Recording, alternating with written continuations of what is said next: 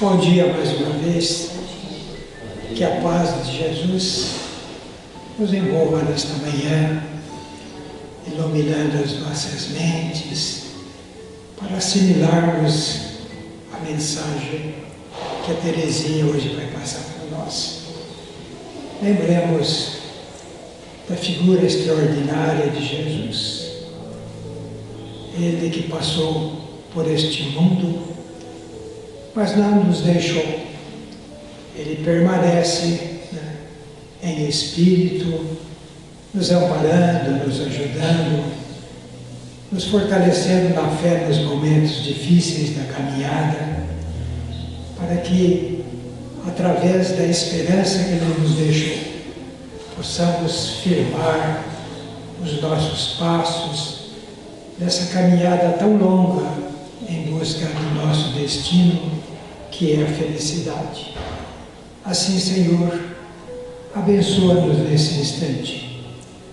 Ampara-nos em todas as nossas dificuldades, para que cada vez mais possamos fortalecer a nossa fé, a nossa confiança.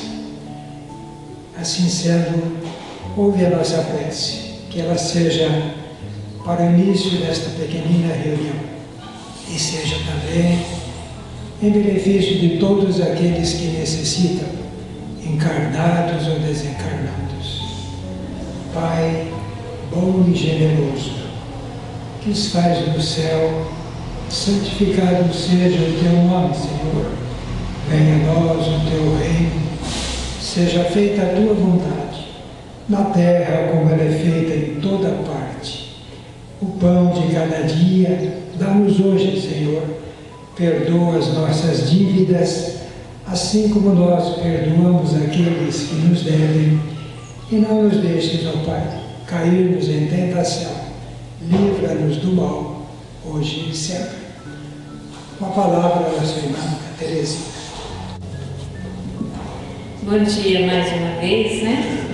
A gente já se cumprimentou, mas a gente se cumprimenta novamente, né? Que nós possamos ter um domingo de muita paz, de muita luz, e que Jesus possa envolver a todos nós, né? Nas suas vibrações de amor, nas suas vibrações de paz. Eu gosto muito de compartilhar com vocês as historinhas, né? Porque eu acho que as historinhas, elas por si só, elas já nos transmitem uma mensagem, né? E particularmente para mim, ela causa assim um impacto bem profundo. E a gente sabe também que Jesus, né? Ele tinha assim uma habilidade, né? Também em contar histórias. Por isso, então, hoje eu trago para vocês uma nova historinha, tá? Para a gente começar a falar, que hoje nós vamos falar um pouquinho sobre a necessidade de servir. E essa historinha está no livro Conduta Cristã, escrita por Chico Xavier e pela psicografia de Neio Lúcio. E o tema é o barro desobediente. Então conta Neio Lúcio, né, nessa historinha, ele conta que houve um oleiro que ele indo até o pátio de serviço, ele reparou que lá no canto havia um bloco de barro que tinha assim, uma qualidade muito boa e de uma cor impressionante. E ele aproxima-se então desse bloco de barro e fala então, vamos, né? Gente, é uma história, né? Aí ele fala assim, vamos, vou fazer de você um delicado pote de laboratório. Os analistas que te usarem vão alegrar-se pela sua colaboração. Mas o barro, aquele bloco de barro, então, responde, não, eu, num laboratório, me submetendo àquelas tribulações químicas, jamais, isso não é para mim. O oleiro fica assim meio que desconcertado com a resposta do barro, mas ele não desiste. E ele diz então assim, Bom, eu desejo fazer para você então o melhor. Eu quero que você tenha uma forma que seja útil e que seja prestativo. Ser lançado ao forno não é um castigo, mas é para a sua utilidade. Mas já que você não quer ser o pote, então eu vou fazer de você uma ânfora delicada, onde você servirá como depósito de perfumes. E o barro, então, mais uma vez, olha então para aquele oleiro e diz assim: jamais, nunca, eu não vou me expor a esses prazeres dessas pessoas sem consciência, e também não vou ficar aqui peregrinando nesses balcões de luxo. O oleiro, já meio que preocupado com aquela situação, ele pensa então: não posso desistir, eu tenho que continuar, uma vez que eu não posso trair a confiança dos céus. E mais uma vez então ele fala ao barro: bom, então eu vou fazer de você um robusto e honrado prato. Morarás então na minha casa, compartilhará da minha mesa. Serás então um companheiro para os meus filhinhos e morará então comigo. O barro disse assim: jamais, jamais, me poupe de tamanha humilhação. Eu transportar arroz cozido, caldos engordurados na minha face? Me poupe, não me toque para tamanho serviço. O oleiro então, olhando para aquele barro desobediente e indisciplinado, ele acaba não ficando nervoso, mas acaba ficando muito preocupado ainda com aquela situação, mas ele perdoa a ofensa do barro. E ele diz assim então para o barro: bom, então mais uma vez modificaremos o programa. Vou fazer de você então um vaso muito bonito, onde repousará uma água límpida e pura.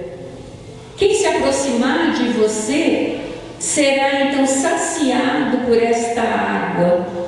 E muitas pessoas então te abençoarão pela sua cooperação. Muita gente então sentirá terá o sentido de gratidão em relação aos teus préstimos. O barro olha para ele e diz assim: não quero, não faça isso comigo. Você está querendo me deixar preso por um tempo indeterminado nessas cantoneiras empoeiradas, ou então nessas salas escuras de pessoas desclassificadas. Me poupe, me poupe. Mas o oleiro olha para ele e diz para ele assim: então, meu amigo, eu estou preocupado com você, porque o que será de você se um dia for lançado a um forno em brasa? Sairá de lá simplesmente um barro queimado, informe, sem utilidade e sem beleza. Para que nós alcancemos os planos mais altos é necessário sacrifício e disciplina.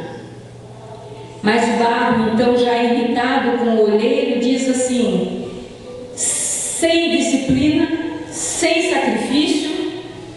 Mas ele não consegue terminar a frase, porque naquele instante então um enfornador passa e leva um monte de argila preparada que estava lá, e junto com a argila o barro vai, e ele é lançado então num forno em brasa. Decorrido algum tempo, é tirado de lá,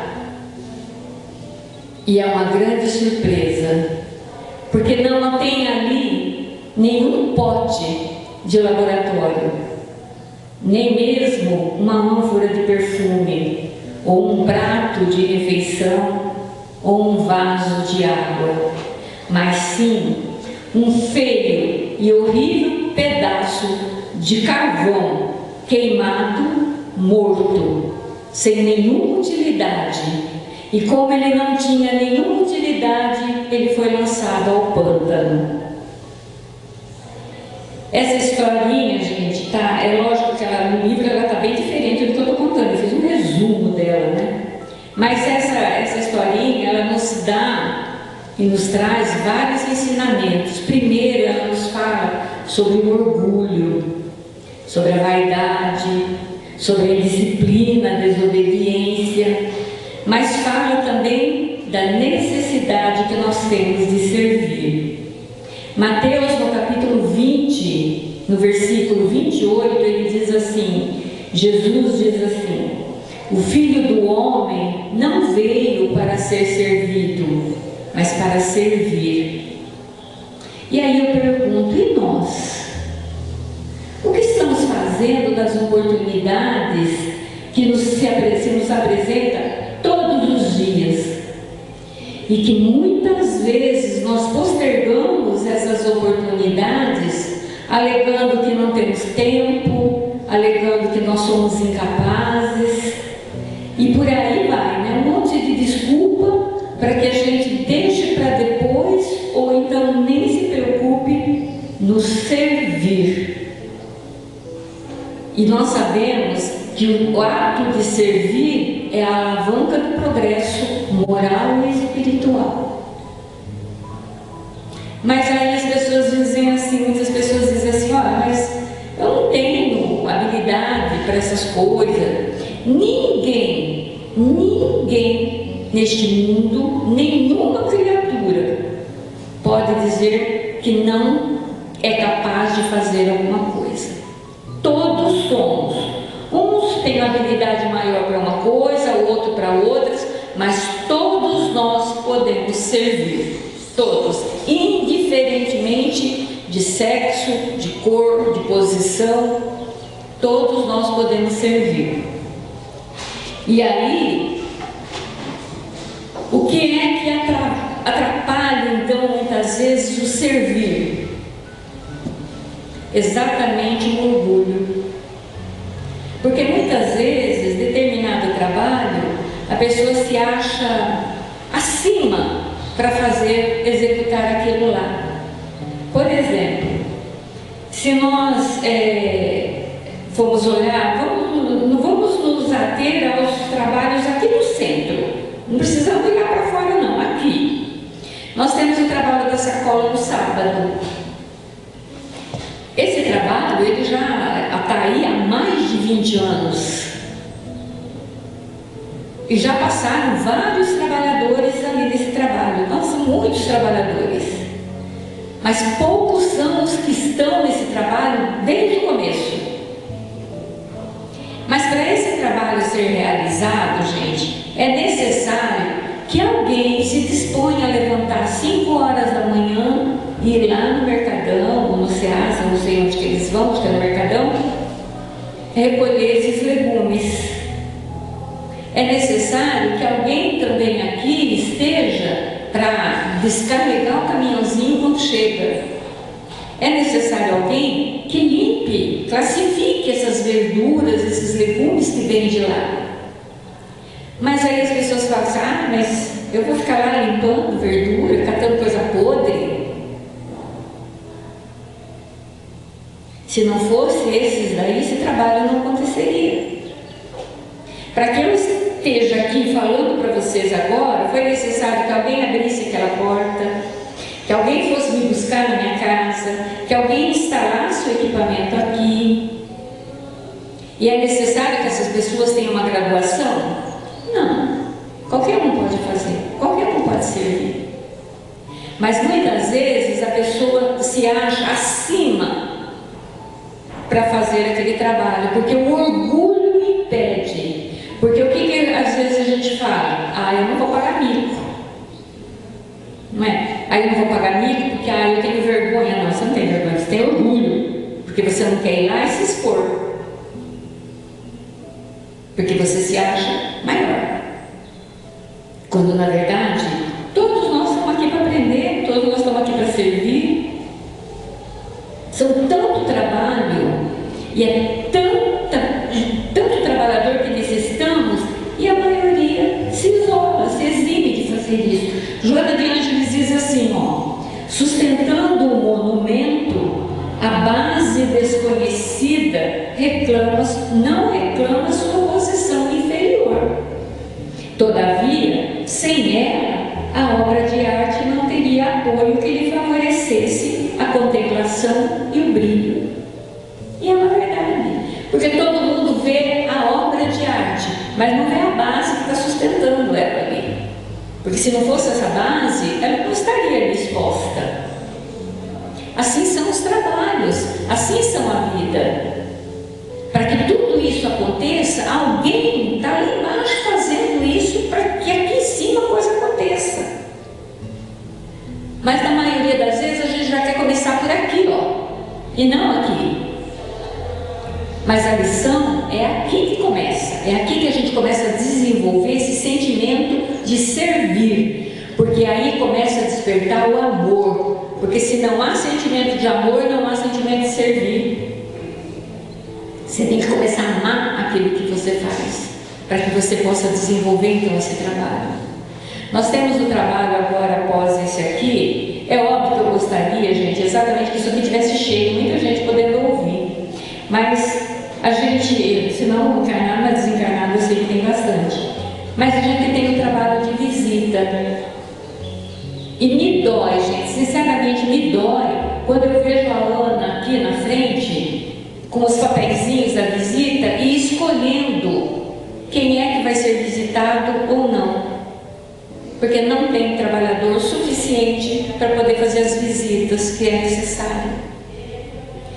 Como é que eu posso aqui classificar quem é que naquele dia está necessitando da visita? Porque muitas vezes a gente vai visitar fulano, ciclano, que a gente supõe que ele precisa mais de visita. Mas muitas vezes aquele outro que está lá, que muitas vezes a gente fala assim, mas ele pode ir no centro, é o que está mais necessitado. Porque muitas vezes essas pessoas não têm vontade nem mesmo de tomar um banho, quanto mais vir aqui no centro. Mas aí a gente tem que escolher, por quê? Porque não tem trabalhador, não tem alguém que sirva nesse trabalho. E é muito triste quando você tem que classificar isso daí, ou quando você recebe o pedido de visita e você fala assim, olha, não dá, a gente não tem trabalhador para isso.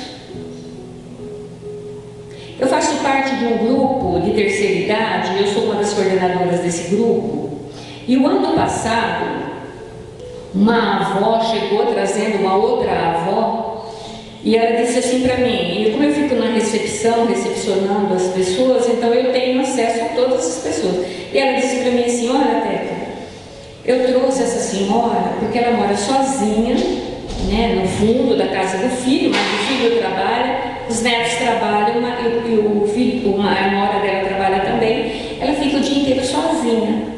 E eu trouxe ela, mas ela não quer vir, eu quase que arrastei ela para vir, porque ela não quer vir, porque ela não quer sair de casa.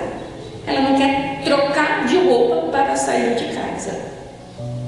Aí eu conversei com ela, aí depois que eu terminei de atender, eu fui lá na mesa que ela estava sentada e fui lá conversar com ela. Fiquei lá batendo um papo, falando para ela da oportunidade que ela estava tendo de chegar até ali naquele grupo, de se relacionar com as pessoas, de fazer amizade, de participar. Às vezes a gente faz passeios para fora, a gente leva essas avós lá para passear e conversei um monte com ela e tal. Aí ela falou assim, ai filha, eu vou fazer força. Eu falei, você não vai fazer força, você vai vir. E a gente vai começar a te observar. Se você não vir, a gente pode buscar. Brincando ali com ela, e ela começou a frequentar o nosso grupo e começou a se engajar. E cada dia assim que eu percebia ela lá, sempre eu tirava ela daquela mesa e colocava nessa outra mesa, porque ela se relacionava com essa daqui. Aí na outra vez eu tirava ela dessa e botava na outra, para ela começar a se relacionar com mais pessoas, para que ela pudesse ampliar o círculo de amizade dela. Hoje, gente, ela faz parte da pastoral da saúde da igreja, né? Ela é da igreja católica, né, do Câmara 2 lá. Hoje ela faz parte do grupo da pastoral da saúde, visitando os doentes. O nosso grupo começou agora no início de fevereiro e ela chegou e falou assim: já estou pronta, vamos começar. Eu falei: olha que maravilha. Então, gente, imagina, aí você recebe um pedido de visita porque a pessoa está depressiva. Ah, ela tem depressão. Aí fala assim: ah, ela tem que vir no centro. Gente, tem como essa pessoa vir no centro? Muitas vezes ela não tem condição nem mesmo de tomar um banho, de trocar de roupa. Às vezes a família não tem essa visão de trazê-la até o centro. É necessário que pelo menos uma visita seja feita para essa pessoa, orientar o familiar, orientar a pessoa, e aí ela é livre para fazer aquilo que ela precisa. Ou ir para o centro, ou ir para uma igreja, ou alguma coisa tem que ser feita, mas a gente tem que dar esse retorno. É necessário. Mas a gente pode fazer isso? Não. Por quê? Porque não tem trabalhador suficiente para fazer essas coisas. E coisas, gente, que muitas vezes, com uma conversa, com um papo, a gente tira a pessoa daquela situação deprimente que ela está. Eu não digo uma depressão profunda, é muito difícil, porque você envolve médico, psiquiatra, medicamento e tantas outras coisas, né? Às vezes muitos passes, mas quando uma pessoa começa, percebe já ela meio reclusa, é hora da gente começar a puxar essa pessoa. Mas a gente não pode fazer isso, e é muito triste. Então aí diz assim, Joana continua dizendo assim, quer ver? Deixa eu achar aqui onde é que está. Muitas criaturas desejam chegar ao mundo espiritual ou mundo superior tão somente por haverem ouvido maravilhosas descrições das mensagens divinas. É importante? É importante. Mas não é importante também a gente já começar a levantar das cadeiras e procurar fazer alguma coisa? Buscar alguma atividade? Aí você fala assim: não, mas eu só dou passe. Ó, que ótimo, tá ótimo, dá passe. Mas muitas vezes nós estamos aqui. Eu fico muitas vezes aqui, sou a última, quase sempre sou a última a levantar para ir lá dar o passe. Porque eu vejo que outras pessoas estão habilitadas a ir lá dar o passe, mas não vai. Não deixa, não, deixa vocês que dão o passe, deixa. Gente, por que tem que ser só nós? Sempre são as mesmas pessoas, por quê? Não, tem que trabalhar, vamos lá. Tem bastante pessoa lá, olha, eu volto, sento aqui e vou lá depois tomar meu passe. Agora alguém quer pagar esse mico? Olha o orgulho falando. Não, imagina aí se eu for lá e de repente está cheio, eu tenho que voltar para trás, eu fico com vergonha. Vergonha de quê, gente? Vergonha de você querer trabalhar? Jesus falou: eu não vim para ser servido, mas eu vim para servir. E quem é o Espírito que mais serve aqui na terra? Jesus. O Filho do Homem, quer dizer, o Filho de Deus, na mais alta escala, é o que mais trabalha. E em nenhum momento, enquanto ele esteve aqui conosco encarnado, em nenhum momento ele disse assim: não vou atender aquele lá não, aquele lá é publicano, aquele lá é samaritano. Não, ele chamou para si tanto o publicano, quanto o fariseu, quanto todos, os estrupiados, os que eram fora levavam uma vida mais leviana. Ninguém ficou sem receber uma palavra, sem receber uma atenção de Jesus. Agora nós nos achamos superiores, nós não podemos fazer isso. Agora, qual a diferença entre nós e Jesus? É óbvio, se a gente for lá em sentido moral, Jesus está muito acima de nós. Mas se ele podia fazer, o que nos impede de fazer também? Nada nos impede também de ajudar e de servir. Eu sempre me recordo do apóstolo Paulo, quando Saulo, indo em perseguição a Ananias, lá na porta de Damasco, ele tem aquele encontro, tão comentado, tão falado, e já discutido com Jesus. O que Paulo faz?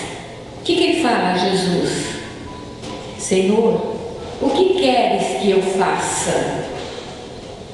Ele faz essa pergunta, mas ele mesmo, através da sua vida, ele faz a resposta dessa pergunta.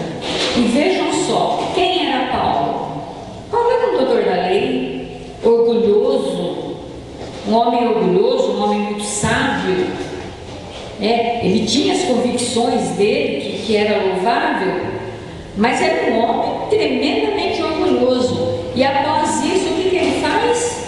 Ele recorre a Ananias, a quem ele ia perseguir, a matar. Ele recorre a Ananias para auxiliá-lo a desenvolver todo esse trabalho em prol da Boa Nova, levando o Evangelho para os 4 cantos, sendo açoitado, apedrejado, perseguido, e chega-se ao ponto de, quando ele está para perder a cabeça, ter a cabeça decepada, aquele que vai decepar, aquele soldado que vai decepar a cabeça, diz a ele assim: eu tenho dó do Senhor, dó de Paulo. E Paulo diz assim: não, meu filho, você não tem que ter dó de mim, porque a hora que isso daqui acabar, eu vou estar lá, no meio de Deus. E você? Você terá que voltar lá para os teus chefes, para os teus superiores, e continuar essa vidinha aqui. Então Paulo venceu esse orgulho e lutou, e trabalhou, e serviu até o último instante. Ele serviu as criaturas e serviu também aos ensinamentos recebidos de Jesus. Em nenhum momento ele parou. Maria de Magdala é um outro exemplo que nós temos que ter que ser de pessoas que introjetaram essa coisa do servir e colocou numa massa. Porque quando ela conhece Jesus também, ela sai daquelas almofadas ricas que ela tinha e vai lá no Vale dos Leprosos limpar ferida, socorrer aqueles que estavam lá naquela situação deprimente, dando o ombro amigo para que eles não se sentissem sozinhos. Hoje é óbvio que nós não temos mais necessidade de ir aos leprosários, porque hoje, primeiro, porque isso já tem atendimento, hoje já tem uma coisa mais diferenciada, nós já não vemos os leprosos por aí. Mas nós temos muita gente precisando que nós levemos uma palavra amiga, que nós levemos uma compreensão, ou que nós simplesmente levamos o nosso ouvido para que eles possam desabafar. Nós podemos fazer isso, mas no entanto nós achamos que nós somos superiores a tudo isso. E aí tem uma frase de Raquel Carvalho que eu acho muito bonita, e ela diz assim: as mãos com o tempo aprendem a plantar melhor porque sabem exatamente o que querem colher. Então, nós que já temos mais de uma semana de Evangelho, nós sabemos também já o que nós queremos plantar e o que nós queremos colher. Cabe a nós, então, começar essa semeadura. E essa semeadura ela só é possível através do trabalho, através do servir.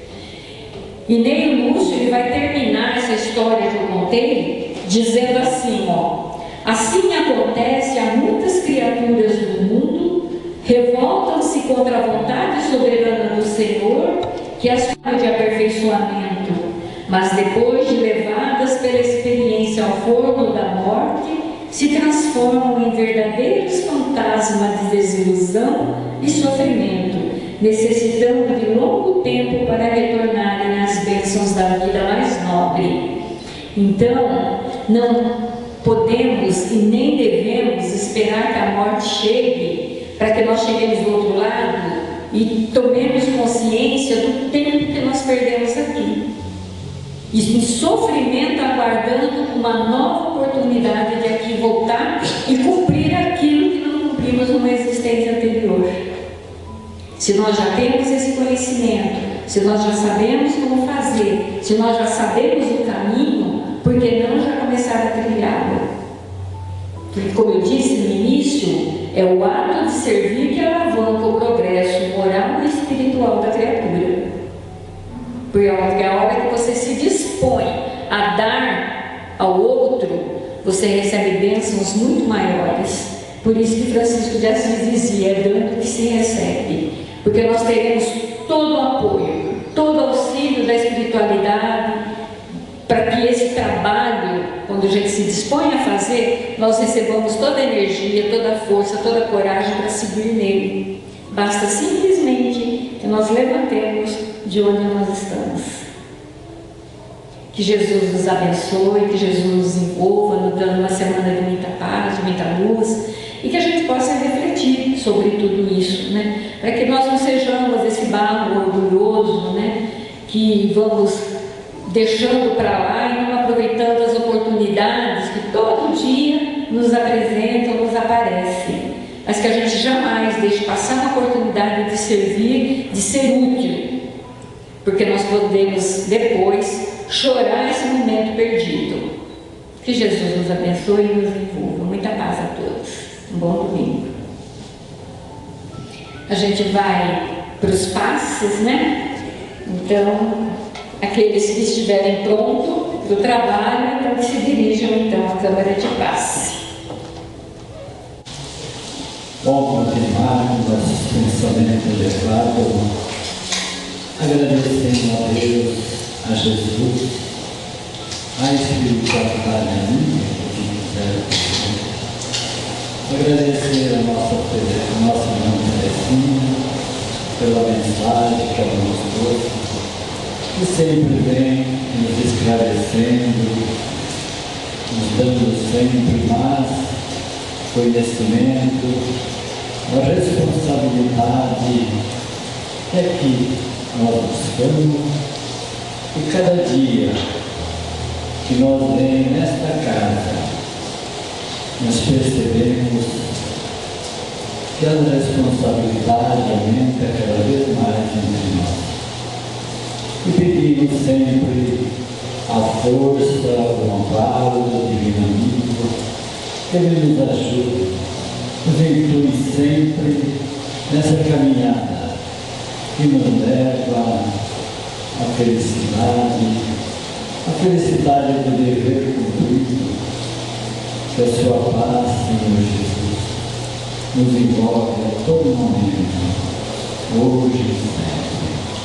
Pai misericordioso e bom que estais no céu, santificado seja o vosso nome, venha a nós o vosso reino, seja feita a vossa vontade, aqui na terra como no céu. O pão nosso cada dia nos dai hoje, perdoa, Pai, a nossa dívida, assim como nós perdoamos aqueles que nos devem. Não deixe cair em tentação, mas livra-nos de todos os males que se estejam. Muita paz a todos e um bom domingo.